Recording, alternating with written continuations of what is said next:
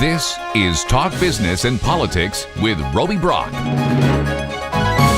Bentonville-based Walmart held its annual shareholders meeting in Northwest Arkansas this past week. The star-studded entertainment event on Friday was separated from its news-making events surrounding shareholders, analysts, and employees. Michael Tilley, executive editor with Talk Business and Politics, joins me to discuss. Biggest news coming out of the week may have been the $1 a day college program for employees. Explain what's at work here.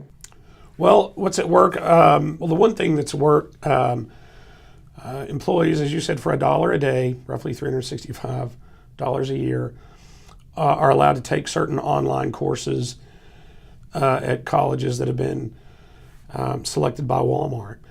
And they're limited in what they can take in terms of classes. But it is a great opportunity, and I think what we're seeing here, there's three reasons for this. One is recruitment, two is retention, and to both of those issues, as Walmart evolves and moves to be more of a technology company, Walmart CEO Doug McMillon has said that we're moving from just being a pure retailer to a technology company. That's a different skill set. That's a different type of labor force that you need, and as we're seeing around the country, there's a shortage in that labor force, and when you do tap it, it's more expensive. So I think this helps Walmart recruit folks who are interested in improving their education, improving their technical skills. People who are already at Walmart, it's a good way to retain those type of people. And then the third thing that's going on, I think, is just a public relations. Walmart is one of the best at public relations, and so it's a good benefit package, and as the largest retailer, they take a lot of hits for the wages.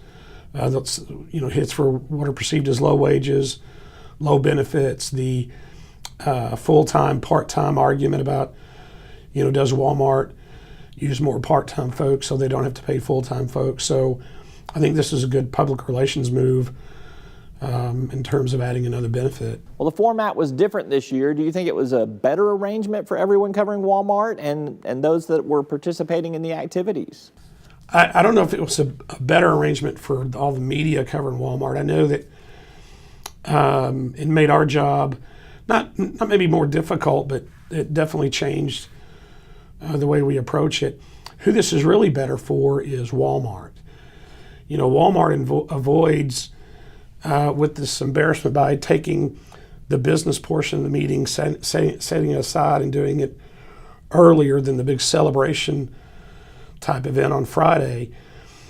In the past, at the celebration event, you'd have all the cheering, the executives come out and talk about all the great things they're done. You'd have these big name music stars come out and perform, and the crowd's all riled up.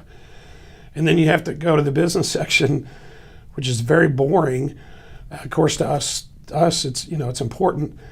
But during that, you have people from unions and pension trust funds get up and talk about some of the things they don't like, and some of these things are pretty brutal about what they don't like about Walmart is doing or what they perceive they're doing.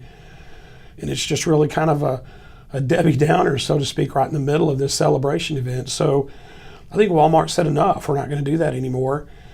And so they pulled that off and had that as a separate day so that this Friday event can just be truly a shareholders meeting and associates meeting. The one thing that is different too is over the years, during the shareholders week, the media's had less and less access to executives. And so from our standpoint, we don't like that. I think from Walmart's standpoint, they would say, this is about shareholders and associates. It's not about you folks in the media. Walmart's been going through a lot of change, disruptive online technologies, workforce flexibility, customer preferred habits. Michael, what's your grade on how Walmart is adapting to the retail redux? That's a good question. I think before the first quarter earnings came out a few weeks ago, I would have given them a C-. They were struggling, obviously, but or I thought enough to give them a C-. Their fourth quarter report was not good. Very poor showing on e-commerce sales. Operating income had taken a hit. First quarter earnings, however, were quite different. Comp sales were much improved. Average ticket was better. Foot traffic in the stores was better. And they had a 30% plus gain in their e-commerce sales. So they really had a great first quarter. And often the first quarter is a tough quarter for any retailer. So I have to give them a B. The investment community responded well, gave their stock a pretty big boost. But they still have some interesting obstacles. If we're talking about grades, they have some pretty tough finals coming up. You know, they just spent $14 billion on Flipkart, a company in India.